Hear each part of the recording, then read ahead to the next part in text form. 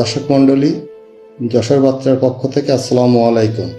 নোয়াপাড়া উপজেলার শ্রীধরপুর ইউনিয়নের শঙ্করপাশা গ্রামের মৃত হারেজউদ্দিন বিশ্বাসের মেজ ছেলে শের আলী বিশ্বাস 22শে ফেব্রুয়ারি রবিবার সকাল 11:30 নিজ বাসভবনে ইন্তেকাল করেন।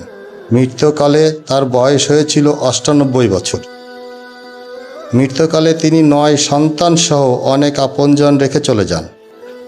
22শে ফেব্রুয়ারি রবিবার আসর নামাজের পর তার নিজ বাড়িতে জানাজা শেষে তাদের পারিবারিক কবরস্থানে দাফন কাজ সম্পূর্ণ করা হয়।